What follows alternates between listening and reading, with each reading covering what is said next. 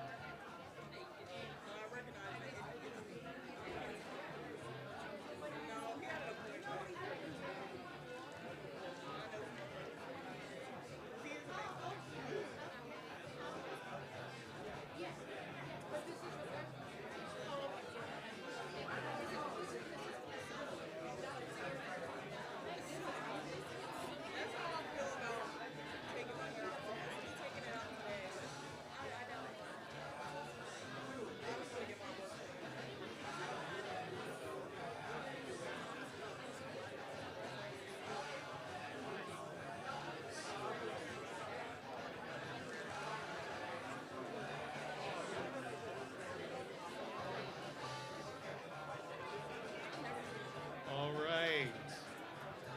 Are folks finding their places? There may be a seat here and there. So there may be a seat here and there. If not, there may be some upstairs, but if not, please lean against the wall, join us. We're really happy to have you here today. So again, good afternoon, Berklee.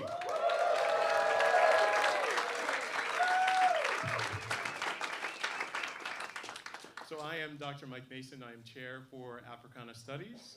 And we are so, yes, let's hear it for Africana Studies.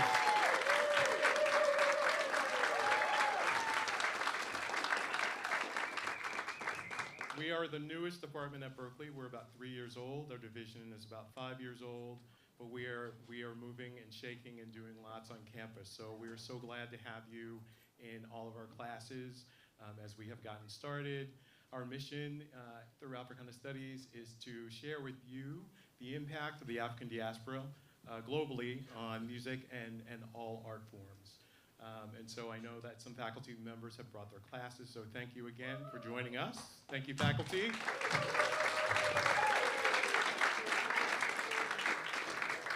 And thank you, students and guests, for joining us. This is our third Africana Studies Symposium. And the goal of the symposium, again, is to highlight an artist or a scholar, someone who has really contributed to the cultural art forms. And so this is really a group effort. An event like this does not happen with just one person. So I would really like to thank the members of our division. So first of all, our visionary, Dr. Emmett Price, standing in the back.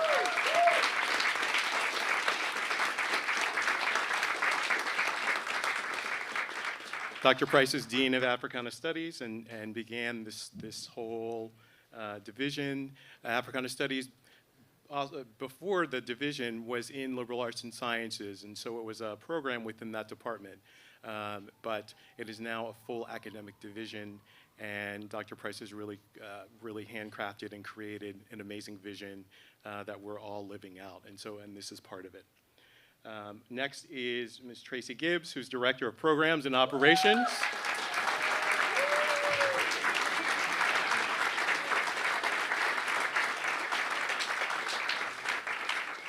Tracy makes things happen. Yes, she does. And actually, when we were talking about the symposium for this year, she and I were chatting, and we said, because we've had scholars in the past years, and she said, "What about George Clinton?" And I said, yes. And so Tracy was really the brain power behind all of this. So thank you, Tracy.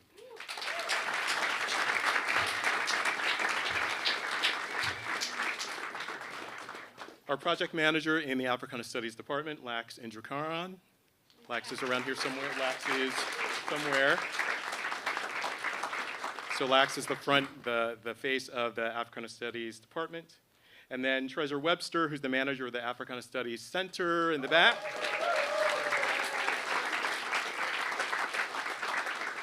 So our center is in 7 Haviland on the first floor, the glass plate walls, so you can see what's happening in there. I'd also like to thank a number of people in the ensembles department, in particular Professor David Cowan and the P-Funk Ensemble.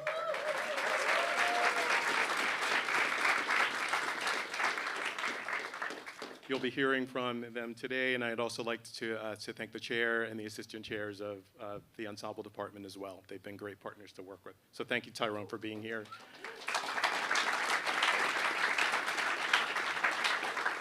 Just 2 more thank yous. The staff of David Friend Recital Hall, Dave Wentling and his crew, they're amazing. So thank you, Dave, for put things all together. And a huge thank you to someone who has been a friend of Africana Studies and someone I've worked with over the 20 years that I've been here at Berklee, Ms. Barbara Thomas from the MP&E department.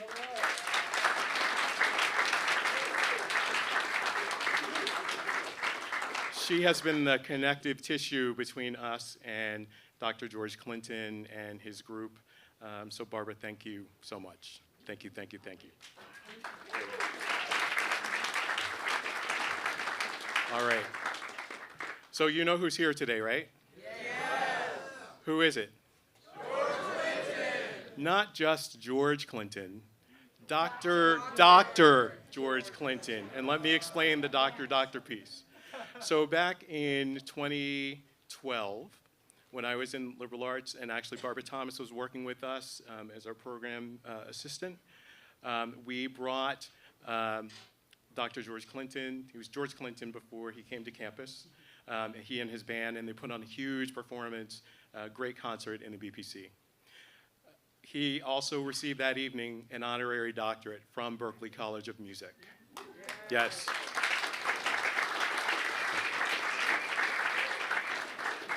So he has also received another honorary doctorate from Clinton College. And this is a small HBCU, historically black college and university, which was founded by the African Methodist Episcopal Zion Church in South Carolina. And it is named Clinton College because it's named after Bishop Isom Caleb Clinton, who is George Clinton's great-great-grandfather. Wow. Yes. So he is Dr. Clinton and has earned it.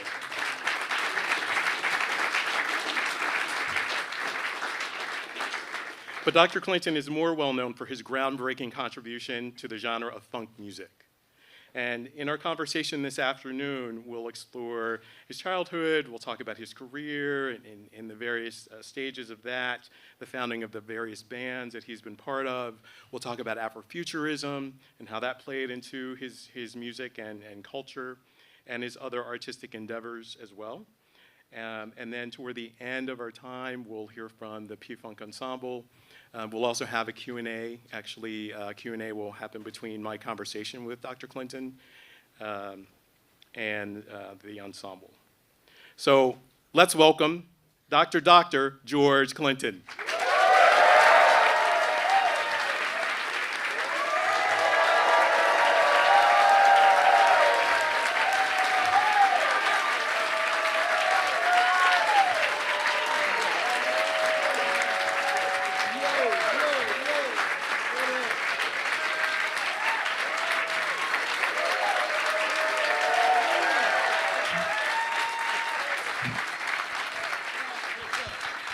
How are you? I'm fine. How y'all doing? Yeah. Well, you got them hyped. It's you. We're so happy to have you here. I'm glad to be here one more time. How y'all doing? Cool. Let's get it on. All right. So, kind of starting from the beginning, tell us where you grew up and how you began to connect with music. Oh, wow. I grew up in Jersey. Born in North Carolina. Stayed in Virginia till I was about 10 years old and traveled to Newark, New Jersey. And the trip began right there. In about the 5th or 6th grade, there was a record out called Why Do Fools Fall in Love by Frankie Lyman and the Teenagers. And when it hit so hard, it turned everybody on in the country. Every teenager wanted to be a singer, and I was one of those, about 13 years old. I wanted to be a singer. I made up my mind right then and there. I was going to get a mothership or something. I was going to get there some kind of way, and from there on, that's been my pursuit by way of Motown, rock and roll in the 50s, doo-wop, psychedelic in the 60s, and P-Funk in the 70s, and hip-hop in the 80s and 90s, and here we are. Great. So we're gonna hit on all those areas actually as we go along. Let's start with Motown. So tell us what your job was with Motown actually. Well, I was a songwriter at Joe Bett, which is Motown, but my ambition was to be Smokey Robinson, be a songwriter like Smokey Robinson. He was a songwriter for the Temptations. You know, Motown was like it far as the music was concerned, far as I was concerned. And it's been that way. It still is that way. That was the best prototype for, the bass stuff on. I got a job at Joe Bett, the Brill Building in New York City, because they was from Detroit. We went out there. We didn't make it as a group. We auditioned for Martha and the Vandellas, who was the secretary for this guy, Mickey Stevenson, who was a big producer. We didn't make that, so we went back home and got on the drawing board again. But in the meantime, I fell in love with the way Smokey Robinson wrote songs, and that became my go-after thing. Got a job at Joe Betts, which they opened in New York City. Went over there, and I worked a couple of years as a songwriter. And by the time we got a hit record, which is called I Want to Testify, Motown had peaked. You know, they had peaked. They had, matter of fact, the Jacksons had just gotten there. Motown moved out to L.A. to follow Diana Ross with a lady sing the blues. They became a movie company. So they were gone, and we have a hit record, but we was too late to be on the Motown Review. But we had a chance because we met a group, MC5, Iggy Pop, and the rock and roll part of Detroit was just happening, and psychedelic was just coming into play. The Beatles, Rolling Stones, all of that was happening. We had to switch lanes right then. You know, doo-wop was over. The love songs was out. Now it's rock and roll and party and psychedelic. We flipped it with our younger brothers, which was our backup band, Billy Nelson, Eddie Hazel, and Bernie Worrell, and Tiki Forward. We became funkadelic. We couldn't do it as Parliament as singers. We put the band up front, and we became their backup singers. But that was the way to keep working, because they get you signed up. You can't go nowhere. They signed us up as Parliament. We couldn't go nowhere, but we became funkadelic. And that became all the information I needed. We had to go underground, become an underground group, not worry about getting a hit record every time you put one out. And the best way to do that is get your own thing, do your thing, and be underground, not pop, but the albums sell, but you don't get a hit single all the time. Right. So we became funkadelic, and that saved our life for us to be able to work while we maintained our Parliament name until 71 when Bootsy come along, and we added another style to the funk we already had, which was, you know, we was doing Maggot Brain, Free Your Mind, Your Ass Will Follow. We were doing all of the underground stuff, which kept us alive and kept us with our own fan base. Wasn't big, but it was enough to keep us alive until we get into 72 and 3. We did Chocolate City. Now we know we got a theme now. Black. We was 80% black in Washington D.C. So I'm realizing, okay, that's a good theory. We gonna take over the White House. You know, that seemed like that'll work. That'll work. And you know, and it actually worked enough to get us noticed for real now by the public, by the popular public. And Chocolate City set that up, and right after that, we did the Mothership Connection. We went off the planet. We knew we had something now. Good. We had Bootsy. He had his brother. He brought Maceo Parker with him. He brought Fred Wesley with him, Cush, all of the JBs from James Brown Band. So now we not only got the funk of James Brown, we got the Motown history that I worked with, and we got Eddie Hazel in there, who was like from our psychedelic side of our band. So now we got access to all the different styles of black music you could even come up with. Bernie Worrell, who everybody here in Boston that went to school around here know that he was all of that in this city here. And so by then we had a group, was not just a singing group or a band playing. We call it the Parlor Funkadelic Mint Thing. It was a thing. It was no longer just a singing group. We could look like a play. We could look like, off Broadway. We could do all kind of skits that didn't have a name for it. We just called it P-Funk. It was all styles of music. We were able to do any style of music without people saying, that's not your bag. We ain't got no bag. Or we got all the bags. It didn't matter to it didn't matter how you interpret us. We were going to be in the game. Right. And so that's what we did. And so from that on, we were part everything. We did records with, say, like Chili Peppers. We did records with groups from overseas, rock and roll bands. We did all the music that, and I still kept my Motown or doo-wop roots. So you'll find a doo-wop song on one of our albums. I don't care what kind of album it is.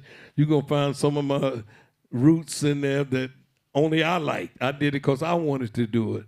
But I know that the concept allow us to do that.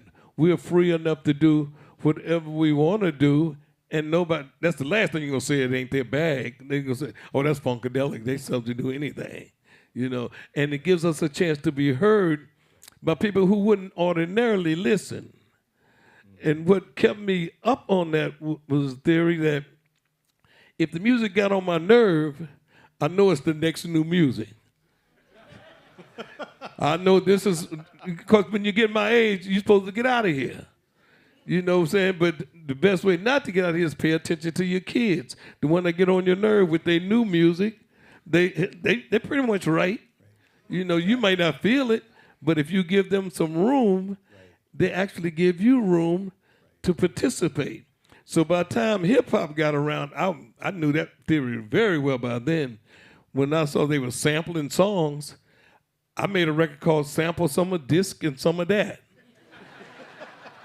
I took the records and separated them myself, took the horns out of the way, took the guitars out of the way, took the voice out, and I put them out in pieces so people were able to sample. If you notice, around the 90s, everybody sampled Knee Deep, Atomic Dog, One Nation, because I made them available to say. I didn't know how I was going to get paid, but I'll figure that out later.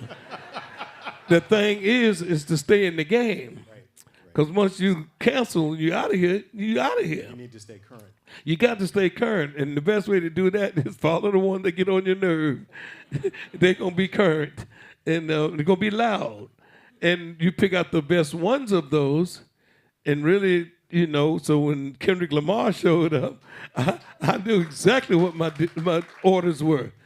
Give whatever he needed, whatever we could help him do, we were going to do that. And I was right. When I did the book, I said he's going to be the next blah, blah, blah, blah. I mean, I was preaching. They say, well, you don't know nothing about it. I knew he had the right rap when he talked to me. He sounded like he was my age. He knew the conversations of the past and the future. And when you put in work and you got all that information, you can't help but make it. And that's the way it, we're getting funky in here. Hey, yeah, but that let me know that I was onto something. And I've been that way with every new artist that come along that's making noise. I'm all on their job. So there's a lot in there. Which is really I know I talk too much. You have to stop me. It's you have to stop me because once you give me one word, I'm gone. It's perfect because one of the things that I heard you say is not to feel that you have to be put in a box or check off a box, I'm this genre of music or this genre. You had all genres of music in your band. Yeah. And so what did that allow you to do? What did that provide freedom for you all? Anything I wanted to do. If I wanted to do a jazz album, I got jazz, I got classical, got blues, got church, lots of church. You know what I'm saying? Then we got psychedelic kids. And then when hip-hop come along, I got grandkids and great-grandkids in the band. Wow. Great. So we actually, they're backup singers now and players. Wow. Because the styles keep changing. Right. And you got to be able to let them do it without them feeling some kind of way about each other. Right. That's the hardest part about it. But since it's family, a lot of it's family, you can't fire each other, so you stuck with them. That saves a lot of, so most times you just get mad at each other and break up and do your thing, you do your thing. Right. You can't do that with a family group. Right. You can't fire them because they're going to be right back. And me, I don't like to fire. If you're good, you can't make me too mad easy. Yeah. You ain't too much you can do wrong because I ain't sleeping with you. I ain't got nothing to do with that. That part of it, when you can look at it like that and you ain't got those things to worry about, you have a lot of options. And so we have a lot of options like right now. Yep. We're like a brand new band. We got a new mothership coming out. I can't talk about that too much. Yes. Excellent. But it's going to be here in July. Good. So speaking of the mothership, what was the concept behind that, and why did you include it in your stage shows? Okay, I'll put it like this. But in early 70s, we had a group called Pink Floyd. They didn't have that much big records, but they had a show that was phenomenal. They always had a big production show, bigger than Broadway and stuff like that. They had a big all props. And so I said, I wanted to do that, but I didn't want to do it just bigger than any black group. I wanted to do it bigger than anybody. So I was right there on Broadway as it was. I knew all the plays, Hair and all the plays that would come out. West Side Story, I watched them film. So I knew the theory of Broadway. I said, I'll get a Broadway producer that could build me a spaceship, a giant spaceship that would land on stage. And first we got the album. When the album hit, took us a year to get the spaceship. But we had a promotion man that owned the label. He knew how to make that spaceship work. Neil Bogart was president of Casablanca. I knew once I got the spaceship, I could use that for about 3 or 4 years of promotion. Not only me, but I promoted Bootsy, the Brides, the Parliament, Funkadelic. Everybody was on the show of ours. I knew that promotion of that spaceship would carry a lot of people. And it did for 10 years. We had all the records from all different labels. All the labels was getting the benefit of the spaceship. And we was on tour together for the first time. Everybody was on tour like they were big stars. And only one of them had a hit. That was Parliament. But Bootsy was created right. He was good enough. But now he also have a prop of his own. We were able to bring his set, Parlettes, Brides, and the Horny Horns, which was Fred Wesley, Maceo Parker, and Cush. So we had a production with the mothership. We had a history. We could do this for 10 years or so. And we did until we got to go underwater.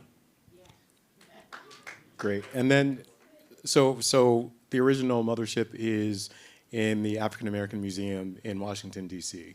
That one is the second version of it. Okay. We had one, the first one, they did like they do most cars and things. They take the tires off of it and sell pieces. And they actually did that the very first. We had it redone again in '99. Great. We played Woodstock. Okay. Yep. With the Chili Peppers and all that. Yep. We built it again. That one is in the Smithsonian right now. It's the same blueprint, same everything. Okay. But it's in the Smithsonian now. And we use the same blueprint, and we're doing it again for the third time. Great.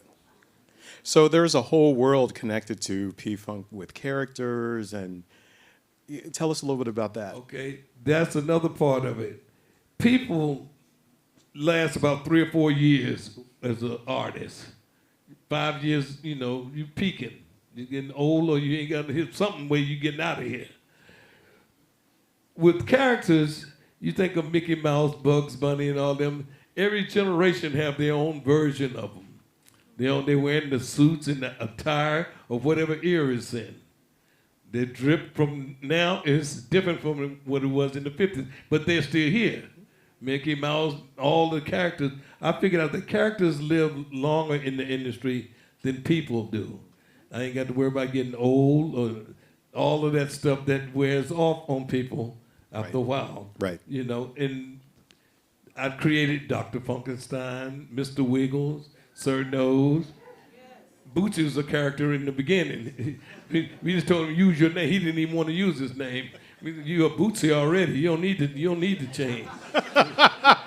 Stay a Bootsy. When they think of Bootsy, you think of glasses and a big babe. That's a Bootsy. And so, and he was always a Bootsy. Got it. He always dressed like that, even at his own house. He still have his clothes on with his name on it. That's a Bootsy. Got it. And so, I think it's great. I think you're right. He had his name on his desk in his house. Wow. Okay. To him, it was funny. Yeah. And to me, that was funny once I realized that he knew it was funny.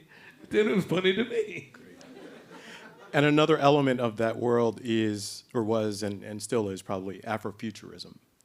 Oh, yeah. Well, even from the 50s and 60s, jazz music, usually out there, out of space, Sun Ra took us out there. Your imagination could go out there with that kind of music, or, and in the movies, there was always classical music in the background. So space has always been a place. And like I said, I was a Star Trek freak. I knew that we had to get off this planet. And that's what's coming up. And not only that, the whole thing of information like that led us to cloning, DNA, and all those subject matters, which I knew was very Afrofuturistic. Even in terminology, with Sun Ra was already saying that. We were saying it with far out. Correct. Psychedelic became synonymous with that. Jazz became synonymous with that. But we knew literally that this period right now was coming, that we were going to be dealing with, like going out west on the covered wagons. We getting ready to go to Mars, and that's for real. Back then, people, because you crazy. But now, any day there's something to happen. And it's no big thing. So Afrofuturism, we knew the history of the different religions and stuff like that. All of that is part of the music that we make. It's part of the lifestyle that we live. So right now my topic is Anunnaki. I'm off into outer space, and out there, as far as religion is concerned, it's still out there. And I'm looking for aliens coming back any day. I'm one of those people. Cool. Excellent.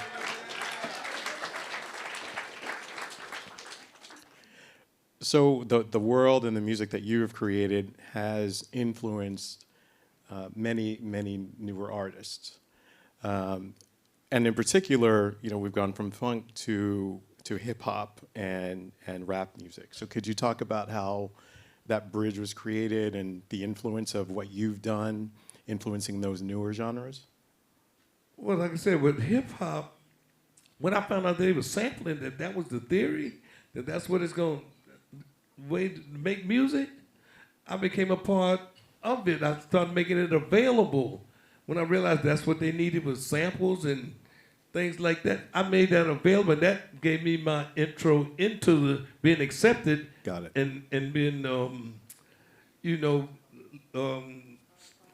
right here now, part of the ongoing theory, that made me know that I'm in it now. Now I got to figure out how do we use it. So next was work with whatever new artist is coming along. I'm on anybody's session. Anybody wants somebody to be a feature, I'm there. That's great. That's I'm really great. available because I know I ain't got no business here in the first place. I'm 85 years old, so I'm glad any shot I get. But I got to make the best of that shot. And I found out once I do that and talk with them and have conversations, it actually become legit. So now it's no big thing that I'm around or hang around with. It's part of it. So yeah, I made sure I was available, and that if they weren't, if it didn't ask me, I'm gonna ask them. So now it helps me to be a part of the situation right now. Of how you call it, being valid, right now. Absolutely, and you are valid right now. Absolutely, right? Great.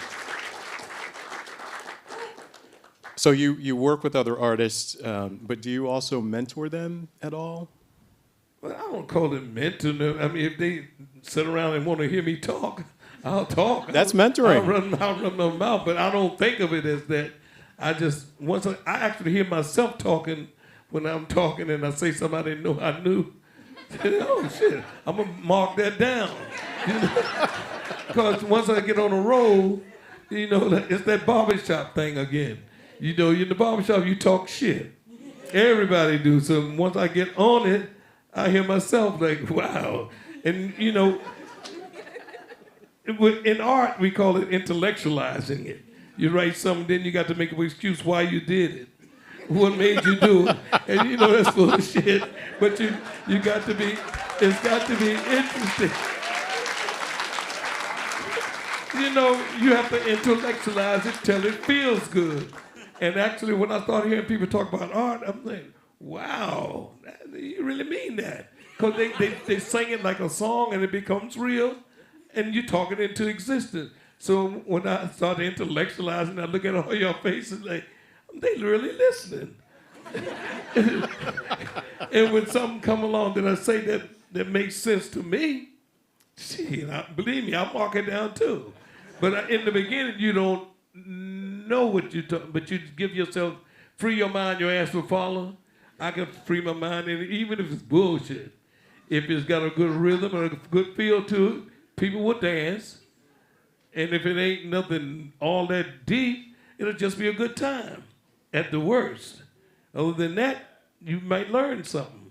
So, I'll make it up as I go along. That's funk. They say, what is funk? I say, anything it need to be to save your life. And when you can be that loose and nonsensical about it, there is something in that. I do the best I can and then funk it. And it's that simple. The best you can and leave it alone. You ain't got to justify. Once you've done the best you can, you don't owe nobody nothing, not even yourself. Once you've done the best you can only get worse by wishing you hadn't have done something some other kind of regret. Mm-hmm. The best you can as far as you need to go. Me. And I think you're absolutely.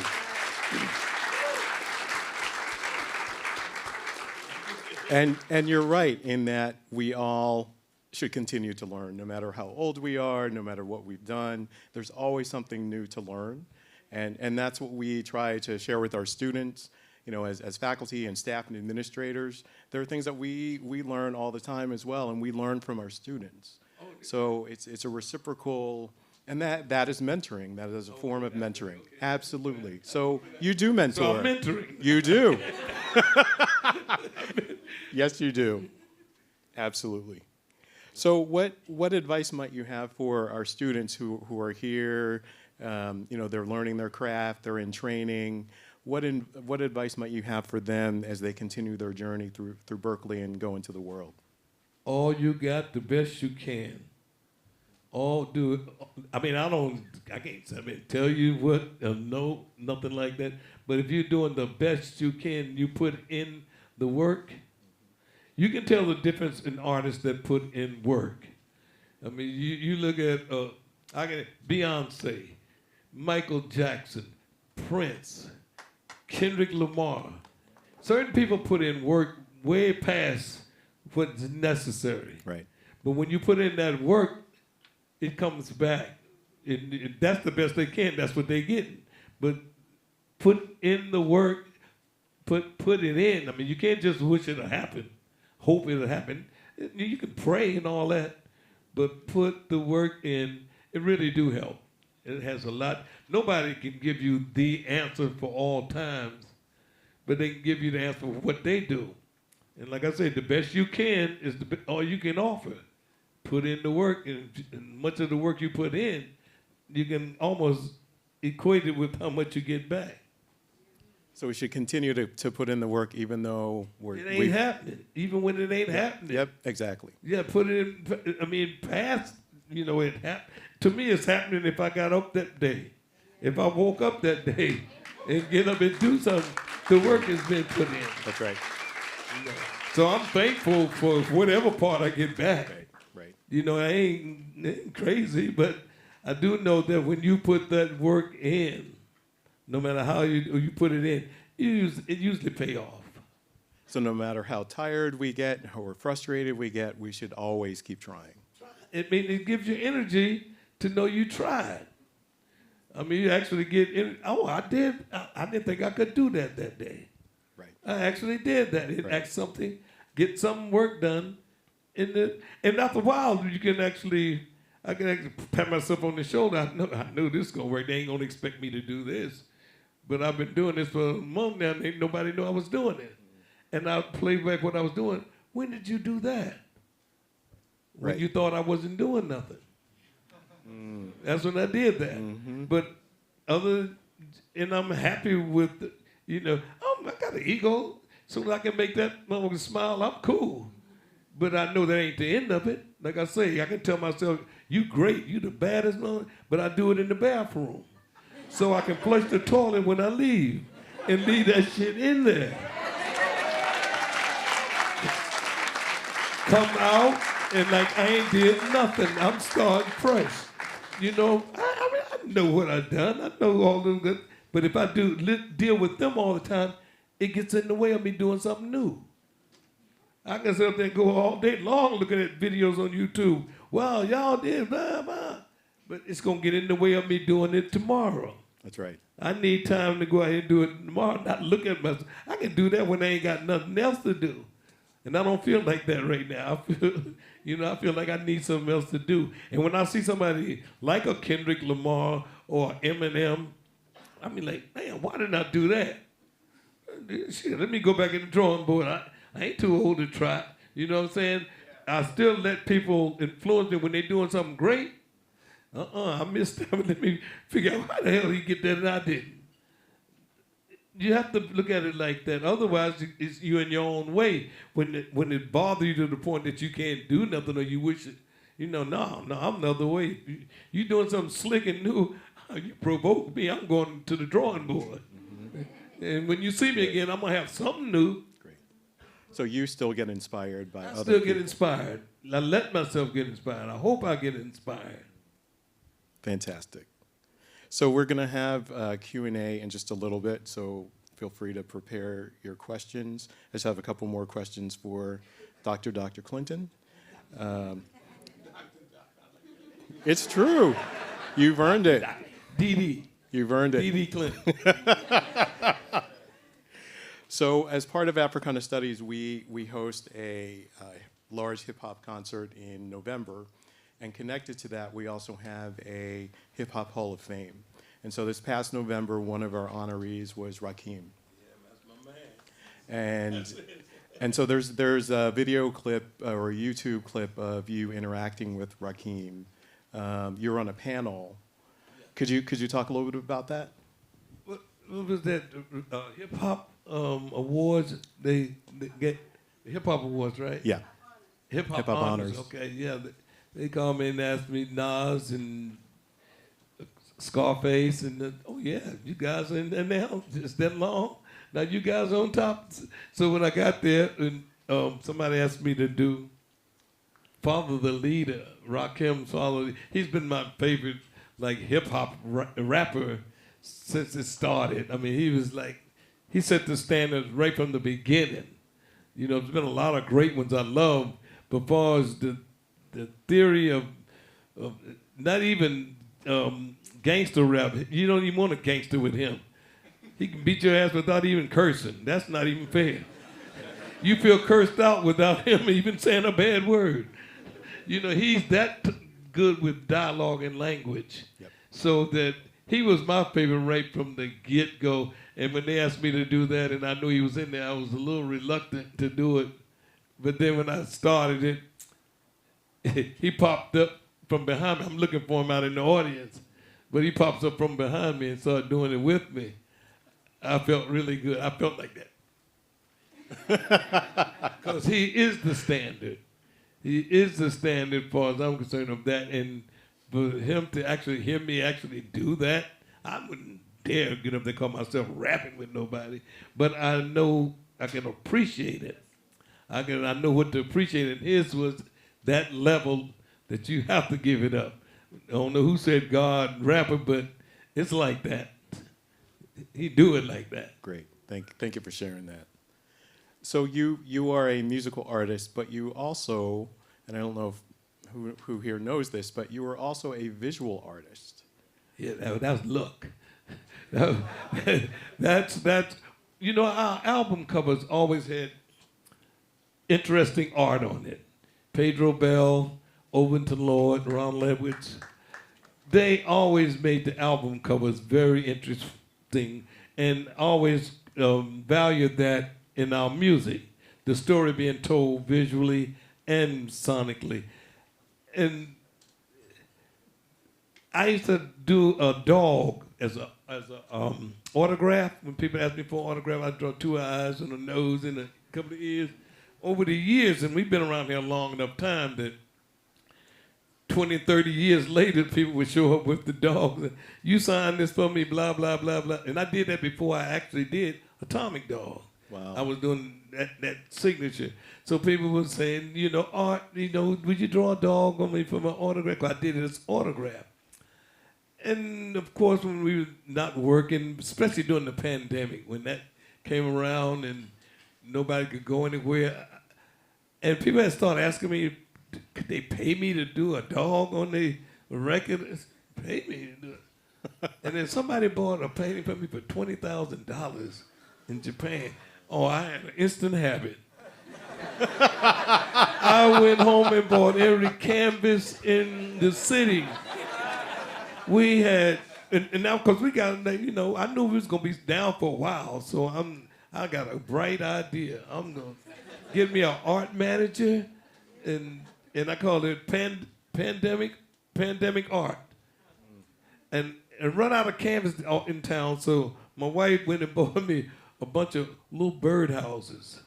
So I'm doodling on the bird houses, you know. I got a whole concept going. I'm doodling, and what's his name? Anderson Cooper on CNN must have seen it online or something. He called me up. Can you come on CNN and talk about the birdhouses? Wow. What? Wow. Boy, I went on there, and next thing I know, I got art managers. I got arts everywhere. I got the Miami Art Basel in Miami and in Paris, and we got a dog in the Louvre in Paris now. Amazing. In the Somerset That's in England. amazing. And all of a sudden, art is like, and I couldn't do nothing. I'm colorblind too. That's another part of it. I'm colorblind, but having worked in a barbershop, you know how to fade hair. You don't care what color it is. You know how to fade hair and make it blend. When you use that theory in art, even if you can't see color, you can see value and shades. Because I had to intellectualize it. I had to tell people how I did this. And I don't know at first until they said, and I have to think about it. Well, how do you know what the thing is I don't know yellow from orange or blah, blah, blah. They all look the same. But I do know when it's fade in and shadow. And you can do that with value, with the value of the color. Not necessarily the color itself, but the light and the tone and all that. But I had to think about that when they come to like intellectualizing it, telling art people how I could do it, because I didn't really know. It hadn't occurred to me after Overton tried to get me to buy glasses to see what color it was, and I still couldn't do it. And so he was, how are you doing it then? He watching me do it, but what are you using? I'm picking up the first thing I see, but I'm actually picking up the shades, the tone, and the value. So I'm doing that subconsciously without thinking about it. So I had to actually learn what I was doing. And I actually had to sit, and I call that, I have to sit up and intellectualize what the hell's going on when I don't even know. But once you start, you actually learn what you're doing. And that's what the whole art thing, and it's actually working. You know, I can actually say, you know, the music, the history, myself, all that gave it a chance to, but for some reason, it's valid, and it's working, and it works good with music. So, of course, and the internet is here. I know how to play the game of being trending and all of that. So I'm painting with the music that I'm fighting in the courts to get back. I make all those stories go together. They hear me playing songs that I made 30, 40 years ago, which most artists won't do if they ain't getting paid for it. They won't even bother it. I ain't giving them none of my stuff. All the old stuff, I'm singing and playing it while I'm painting. So people are like, well, what is the song? What is the new songs and old songs? I'm valid enough that people want to revel it, enough that people want to know why you're doing it, what is that you're doing, and it all works together when there's an internet world where you have to trend and all of that kind of stuff. Oh, I can be a ham all day long. You know, that's part of the entertaining. But when you put it all together with music and rhythm, it all makes some kind of sense. And I call that intellectualizing it again. So you can tie those art forms together. Tying them together, make them help each other. And if I was in the barbershop, you know, with the other barber, they'd say, that's bullshit. That's what, but it still works. Did you all think you would get an art lesson from Dr. George Clinton?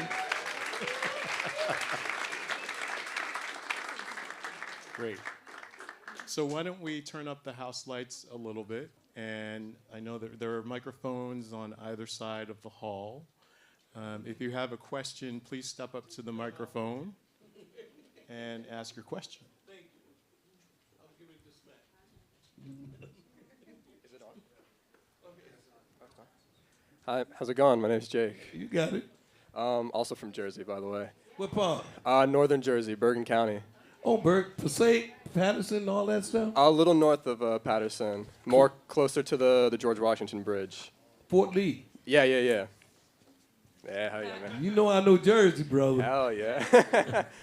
I was just curious, because you were mentioning Sun Ra before. How much of an influence was Sun Ra and the orchestra on the conception of Parliament Funkadelic's identity on stage? Well, by the time I found out about him, I was already doing it. Really? I had heard the name and, you know, knew. I didn't even know that he had dealt with doo-wop. And it was so much like myself that I didn't even know that he actually did doo-wop in the early 50s. Really? I had no idea. I didn't find that out till like 80s or 90s. Wow.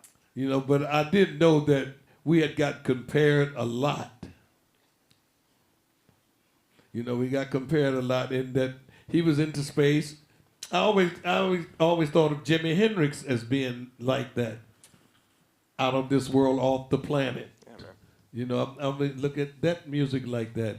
A lot of the jazz musicians, and of course, most gospel, it's like outer space. Talk about it. Thank you very much. So as you come up to ask your question, please make sure your question is brief, because there are a number of you, and no. But we also want to make sure that we have time for the P-Funk Ensemble after questions. So please keep your questions brief. Over here. Hello, my name is Izzy. I'm from Detroit, and I play bass with Gabe Gonzalez, Enema Squad. And I also play with Michael Hampton and Bootsy and with Garrett Scheider. And you got on 8 Mile? Pretty much. And I just want to say it's such an honor to finally meet you. I've heard so many stories. And I just want to know if there's anything right now that's been inspiring you, any music or art forms that have been giving you inspiration lately. I can't think of right offhand because so much of it is like that, but nothing sticks out, you know, as much as I have to say, and he's been around a while. That's Kendrick. I mean, he's moving on, and it's like he just got here, but he's been here a while. But it's like he's still brand new. Thank you so much. Yeah, I agree. Go ahead. Hi, Mr. Clinton. My name is Joe.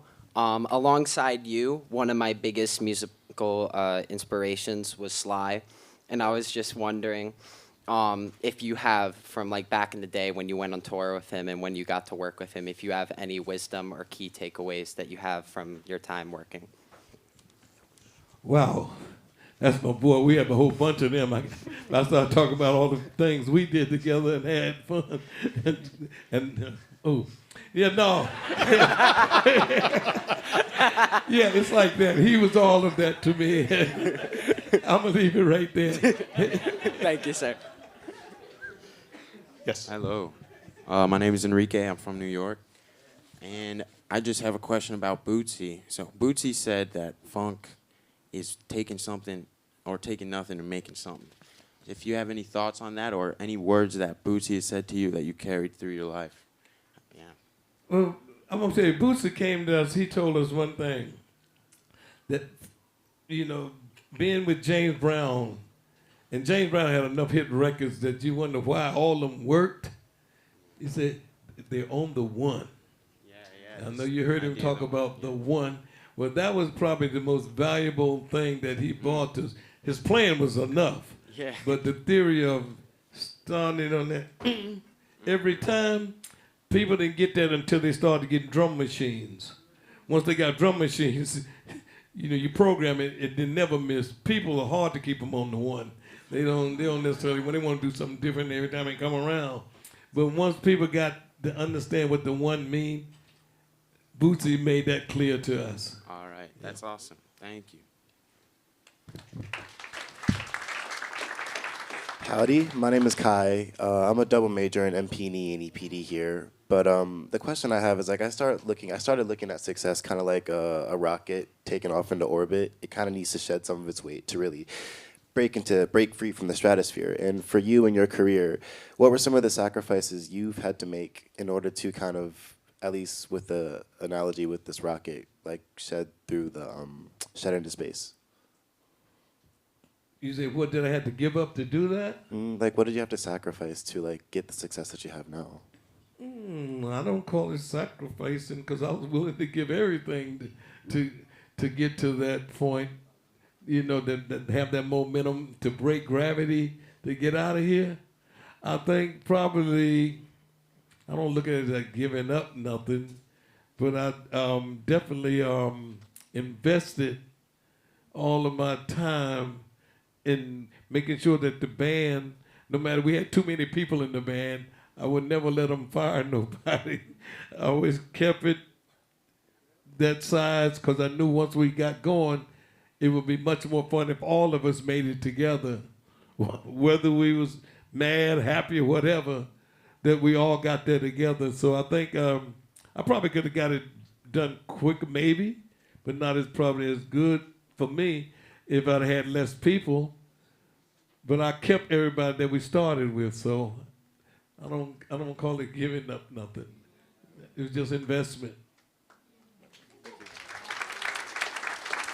I'm Mr. Clinton. I'm Ben from Denver, Colorado, and I just wanted to ask, between Parliament and Funkadelic, what's your favorite album that you recorded, and do you have a favorite memory to share from that time? I'll be all night trying to do that one. There's no favorite. I can't. They probably change every 5 or 10 minutes when I think about it. Because, I have favorites that people don't even know about, that I really still to this day love the songs. No, that's all. That's all. All right. Thank you.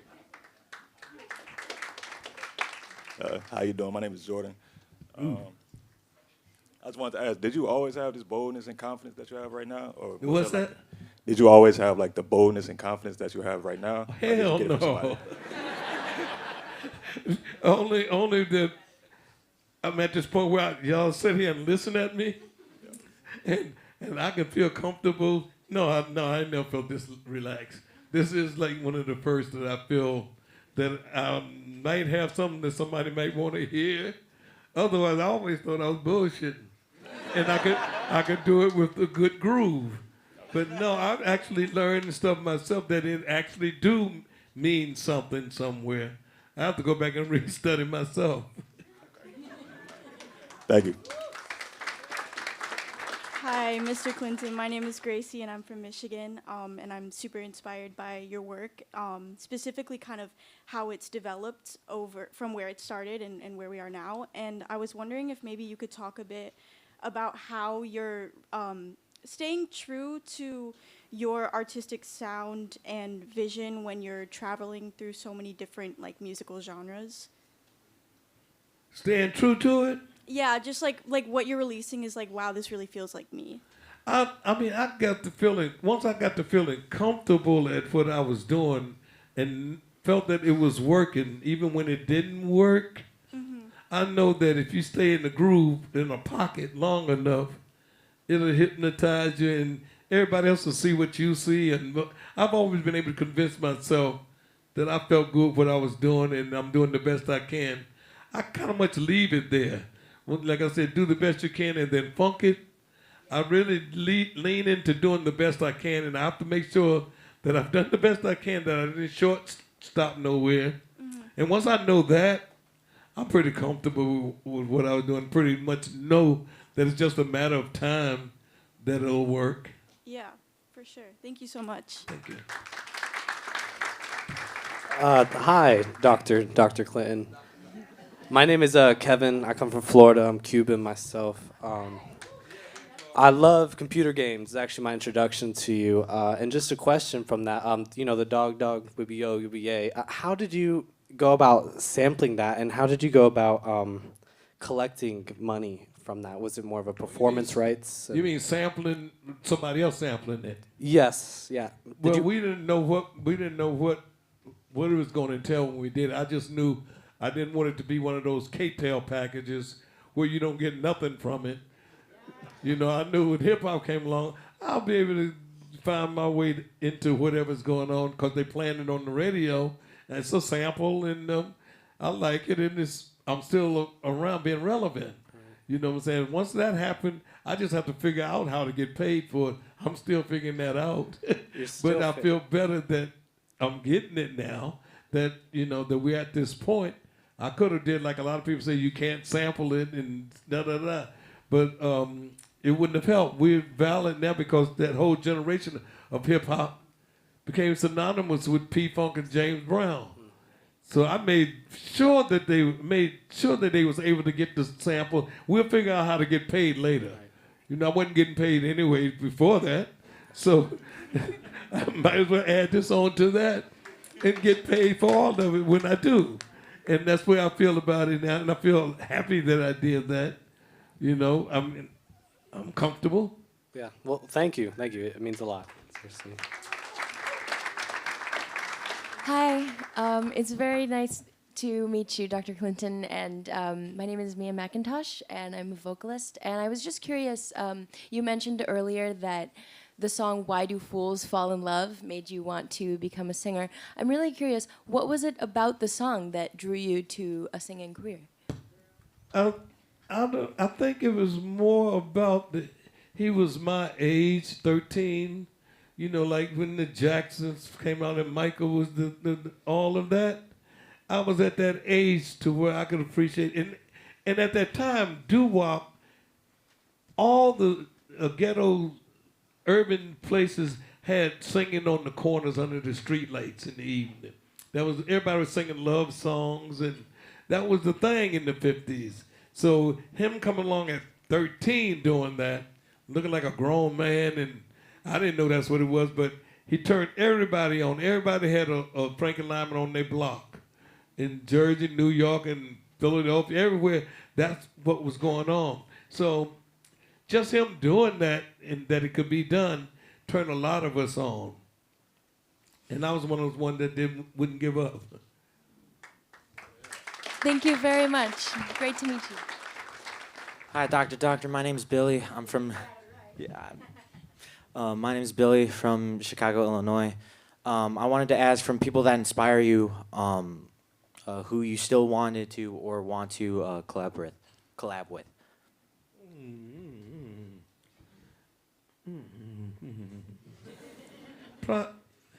I'm probably scared to the ones I really want to do something with. I don't feel like I can do that. Who's it? Okay. Smokey Robinson, Eminem, Rakim. It's reaching way out there. I know. But those are the ones I like that. I've already done stuff with Kendrick and Dre, Snoop, and all of them. We've done 1,000 things together. Tupac, I did all that stuff with Dre, with him. So most of them I've done stuff with already. All right, thank you so much. Hello. I'm from Spain. My name is Nico, and I'm a drummer. I love your music. I was in the P-Funk ensemble last semester. And my question to you is, how do you feel drug usage affects our ability to create art? Say that again? How do you feel drug usage affects our ability to create art? Wow. It definitely affected.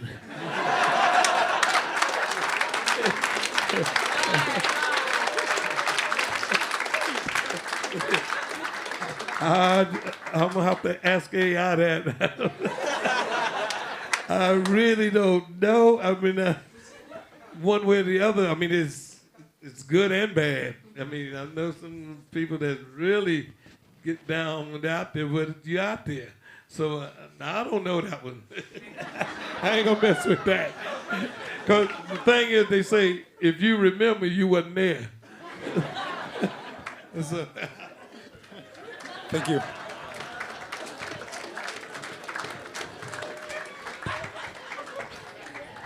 Hello, Dr. Clinton. My name is Django. I'm from North Carolina. It was great to hear you say that. I'm from north of Winston-Salem, like central North Carolina. Kannapolis.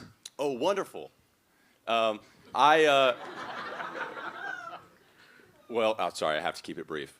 During the songwriting process for me, I get hung up a lot, and you did already speak on this kind of philosophy a little bit, but I get hung up a lot on what I'm writing. I don't feel that it's like important enough to keep putting work into it.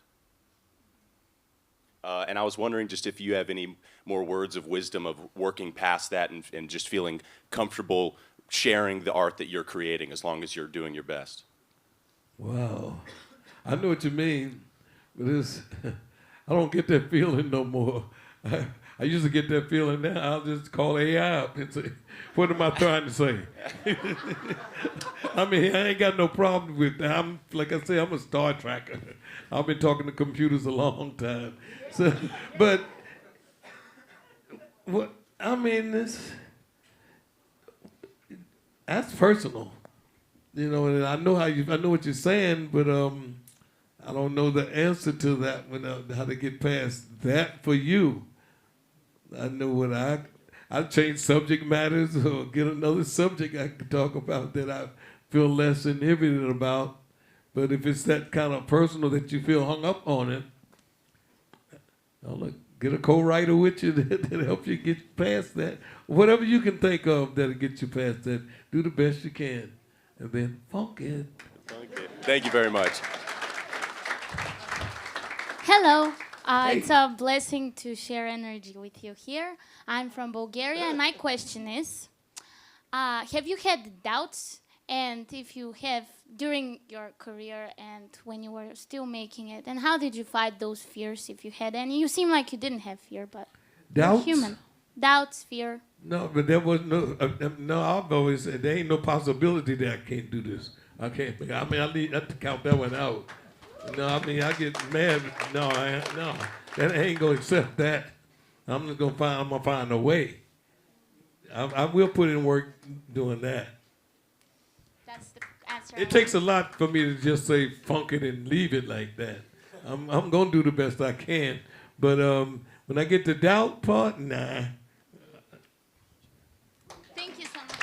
It will get done. I will be done. All right. Hey, my name is Noah, and I'm from Philadelphia. And actually, I'll be playing with your grandson this summer, third Delic over at the P-Funk Festival. So, and my question for you is, because you talked about wanting to be a writer, and I guess what caused you to go from wanting to just be a writer to being the artist you are? And I guess did you always all along want to be an artist, or were you starting with your songwriting? Or I'll tell you what, Smokey Robinson came along and he was writing not only for himself, but he was writing for the Temptations, who was to me all of that. Yeah. He was writing for Mary Wells, the Marvelettes. He was writing for everybody on Motown for a minute. And once I realized that not only do I need, for me to get a record, I need to get records on everybody around me to be a songwriter. That sent me down that road of wanting to be the writer, then the producer. And then everything but run the record company. I ain't never decided to do that part of it, But I needed to know that. But that was just Smokey Robinson was the key to me wanting to do all those different things. And then Sly Stone after him was the next one. Him and the Beatles, their productions, all of them. Those three there is enough for me to do all music. Sly Stone, Beatles, and Smokey Robinson, Motown. That's it. Cool. Thank you. Hi, my name is Carson. I'm also from North Carolina. But so my question is, throughout your career, your live shows are so legendary, and I feel like when people listen to your albums, like it captures that energy really well, but it also still feels like listening to a record. And in my own music, I do a lot of free improvisation, and kind of thinking about how to put that on into like a recorded piece of material that you can kind of present as like one piece of work. Like, how are you able to make those two things like feel the same, but also like present in the medium that they are? Well, today is much easier because now they have what they call remixes and all that stuff. You can get all your egos off, what you should have done, what you could have done, and all of that. You can remix them and do them nowadays, or mix mashups and all of that. You can do all of that legally now on the internet, so you got a good chance to be able to do whatever you want to do if you didn't get it right the first time. I just used to re-record them. I like the live version most of the time better than I like what I could get in the studio, but I'd go back and record the live version, then overdub over top of that, especially since hip-hop done made it legal to sample records and all those clashing sonic sounds. That's legal now. You can do that. When I was growing up, you couldn't do that stuff. That was illegal. But now you can do that. So you just remix it if you're unsatisfied with the way you do it live or on the studio. Do it again, over and over again. You can redo them and post them, and all your ego will be satisfied. Yeah, thank you. Hey, I'm Harry. I'm from London, and I just want to ask, your jacket was cool as hell coming out. Where can I get me one? Yeah.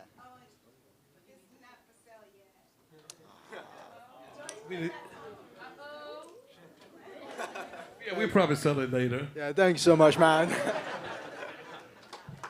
Hello, it's an honor to meet you. My name is Alexandros. I'm from Greece, and I was wondering if we are artists that are interested in many different genres, how can we put them all together in our work without our work sounding disconnected from itself? So how can you put various genres together without them sounding kind of disconnected? Oh, you can just mix them together till they feel good. They'll tell you when they feel good, and they definitely mix together nowadays with all these clever DJs and remixologists and all of that helps. Somebody comes up with all kind of ways to make mashups seem pleasurable and right. There's no laws against what to do nowadays.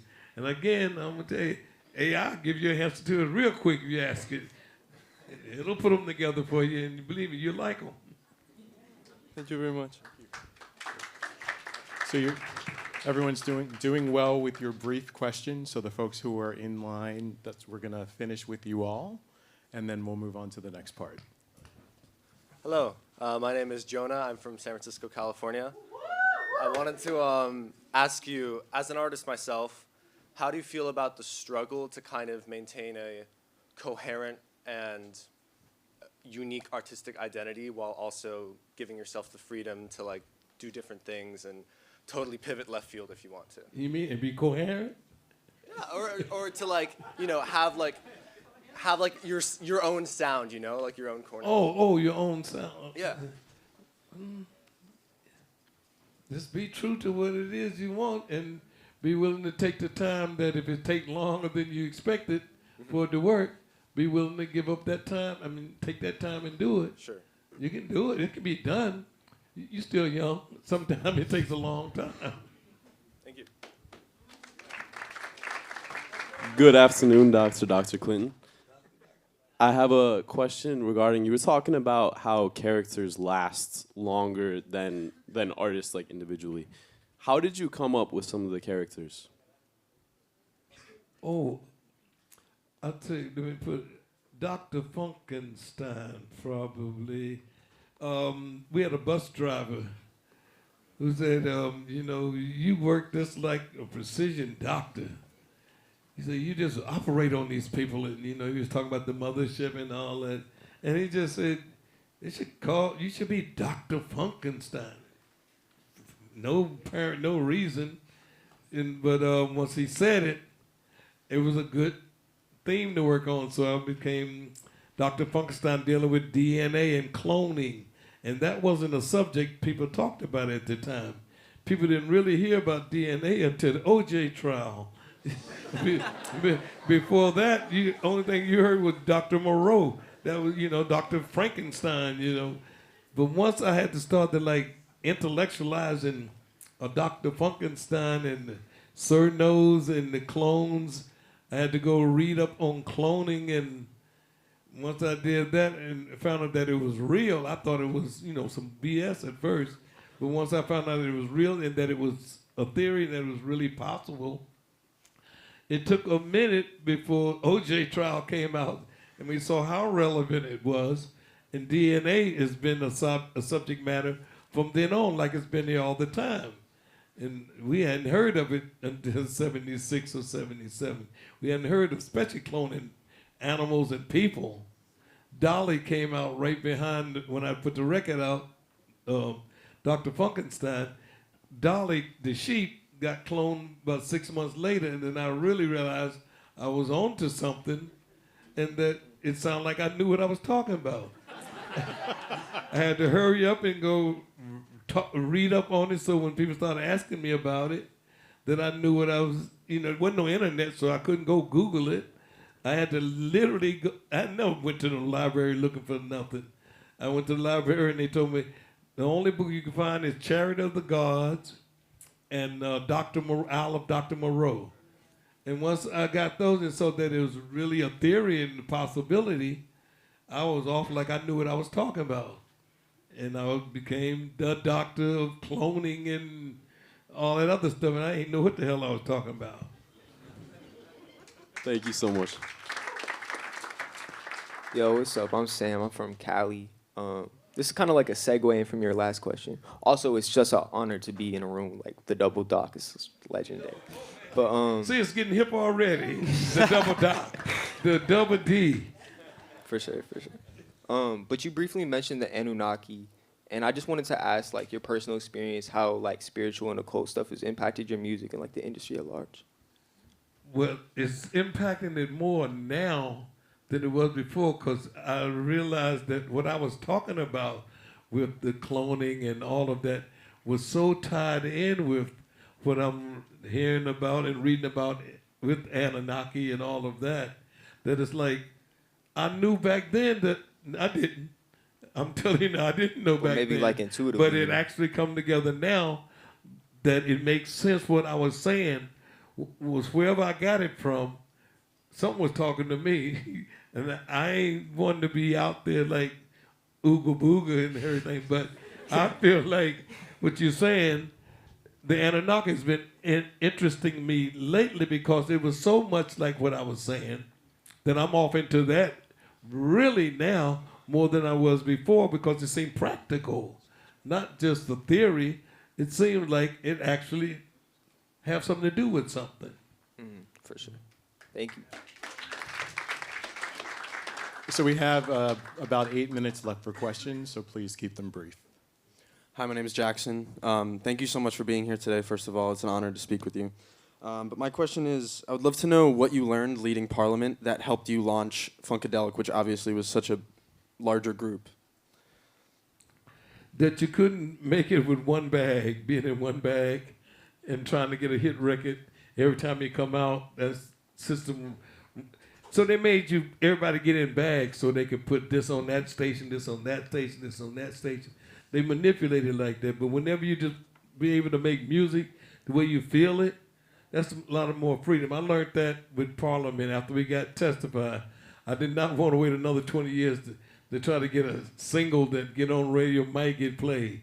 So I just said underground, which was psychedelic, or really good music would have a better chance to go underground. If it's really good, so it's like jazz. You always found jazz and all that on the underground stations.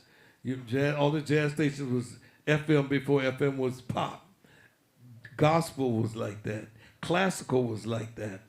So I realized that the top 40 is for for real young kids who got till they 19 to make it. Yeah. After that, you want something that to help you stay relevant. You really want some chops. You really wants to know what you're doing and not accidentally get a hit. Or do the best you can and that be actually considered good music. We learned that from Parliament, that we don't want to be chasing 45s every time we put a record out. You do that when you're younger. Thank you so much. Hey, Dr. Clinton. It's an honor to meet you. My name's Evan Bookout. I'm from Austin, Texas. I run a 10-piece jazz funk band here. I'm a jazz comp major, and I'm an aspiring songwriter. And I've been going through kind of a writer's block the last few months, partially because of all of the music I'm hearing, all the different music that I'm hearing, I'm so inspired by. A lot of it is from people in this audience. And I just wanted to know how you deal with burnout, especially in your early career. Yeah. Oh, I ain't never experienced burnout. I mean, well, like you say, if they're inspired by them, let them inspire you more. Just deal with them, jam with them, party with them. I mean,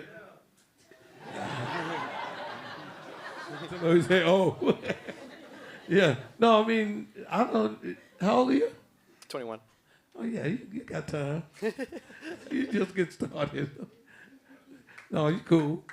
All right. Thank you. Great to meet you, sir. My name is Cooper. I'm from the Bay Area. Yay. And there's a lot of music theory going on out here. And sometimes amongst all that, it feels like the pocket can be forgotten. I'm wondering if you have anything to say about the importance of the pocket and how, for those of us who are looking for it, we might be able to find it. Go get some James Brown records. Get some, binge on a couple of James Brown records, and you get some inspiration to. Pocket is hard for people to concentrate and stay there. You want to move around and do something different, people, but the flavor of being able to get in the pocket and stay there and be comfortable there and not even think about moving, that's pretty hard to do. Get some James Brown records, that'll give you some confidence. This can be done, and you don't have to worry about it. I've actually noticed a lot of, say, church songs lately, who's actually doing the pocket. They usually got so much talent, they can go anywhere they want to and still be in pocket. But the groove, the pocket, you have to really, that's kind of grown-up-ish.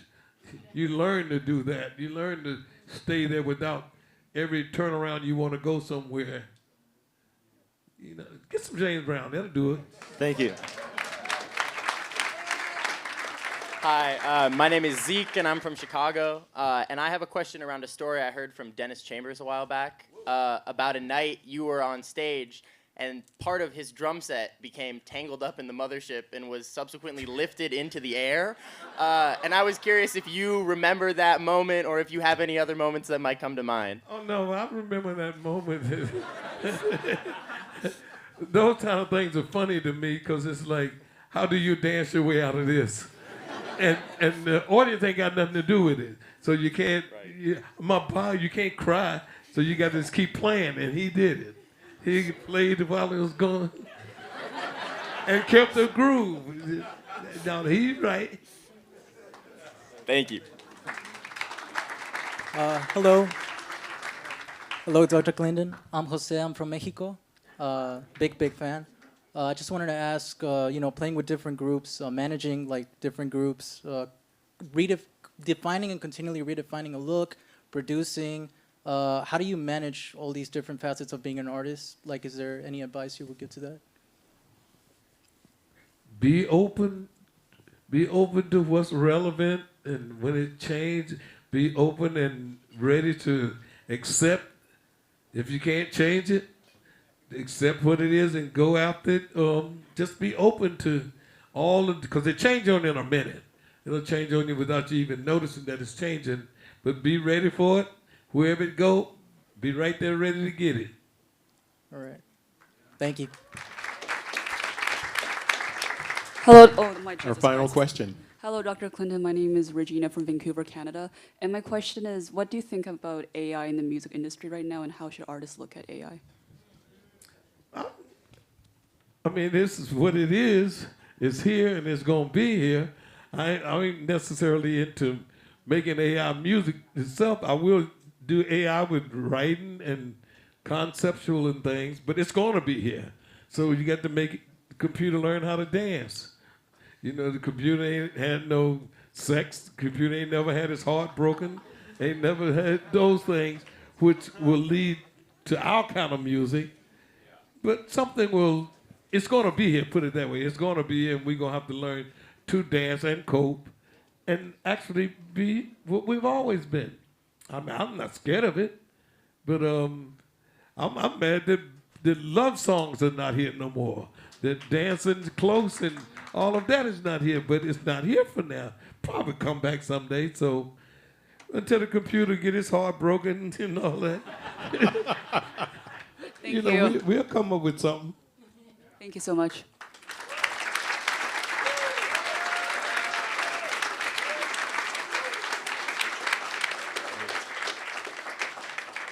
So thank you for your insightful and intellectualized questions. And you know, hopefully we all took some wisdom from Dr. Clinton today. We just want to switch over and make room and space for the P-Funk Ensemble to get set up. We will do that, and then Dr.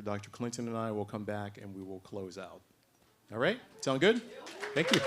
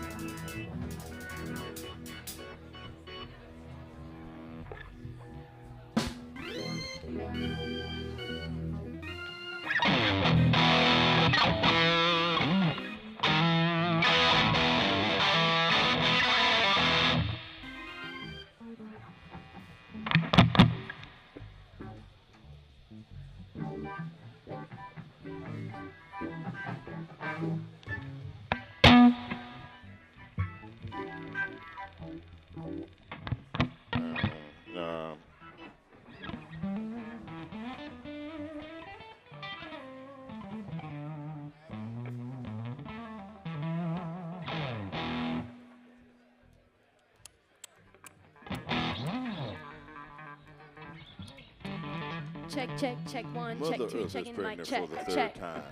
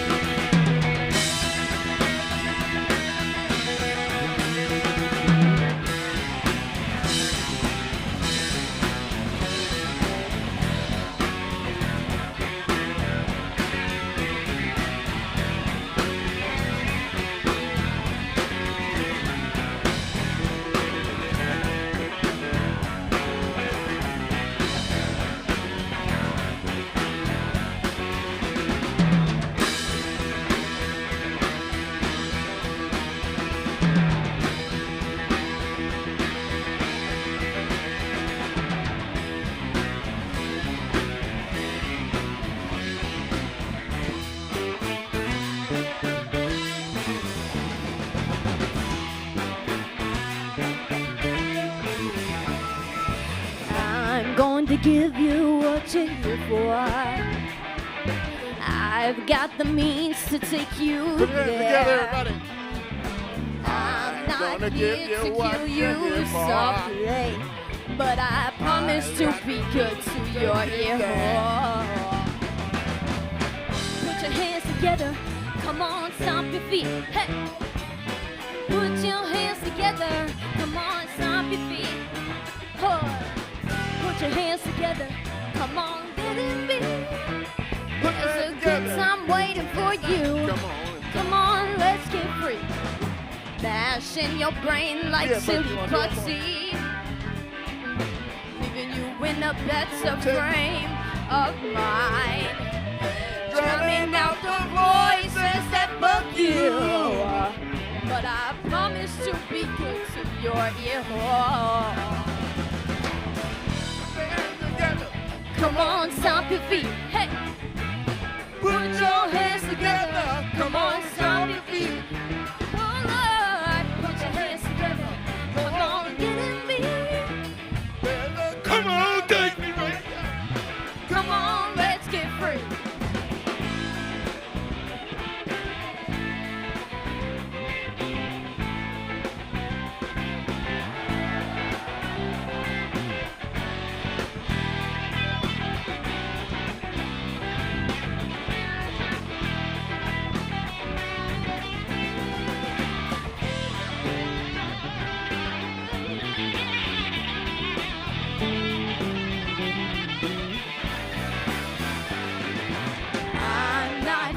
To kill you softly, but I promise to be good to your ear.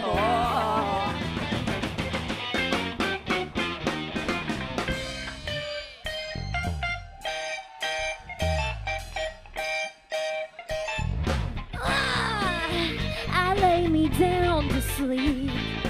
I said I can't find the beat. Flashlight, flashlight. Everybody say, flashlight, flashlight, flashlight, flashlight, neon light, neon light. Hey, catch it. Da da da da da da da da da.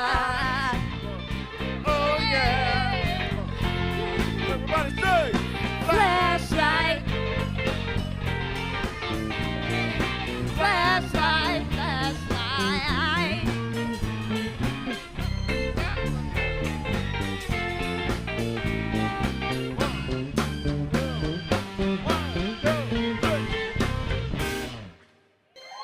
Thank you. Play it, hit it, hit it.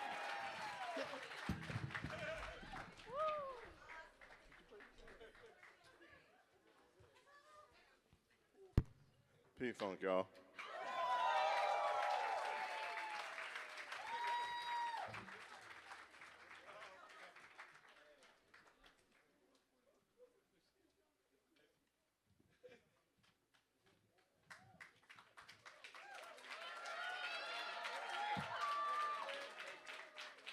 Hit me up by email if you want to get down with the P-Funk in the fall.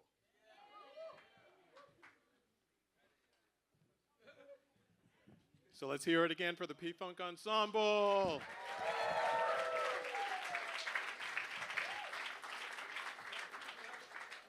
So I did some thank yous earlier, and I just want to do a couple more before we leave. So first of all, thank you all again for coming. Did you have a good time? Good.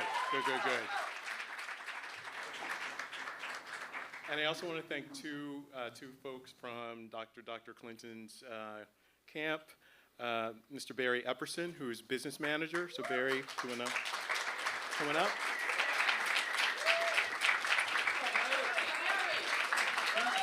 Thank you. Great. So thank you for traveling up to Boston, and we're happy to have you with us today. And our last thank you, by no means the least, is Mrs. Caroline Clinton. So if you could join me on the stage.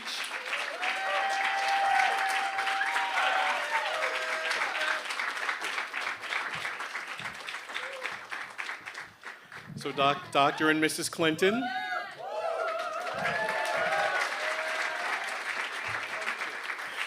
we just want to thank you because you have been very generous with your time and travel and being up here with us. And we know it's been a long time since you've been here at Berklee. So we're so happy to have you both back with us. And as a small token of esteem, we would love for each of you to have a Berklee Africana Studies hoodie.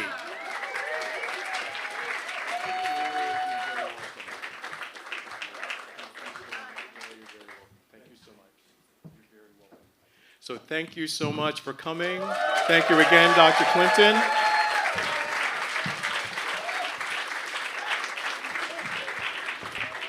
We hope that you've had a great afternoon, and we will see you again next year, next March, at our symposium in 2027. So thank you so much.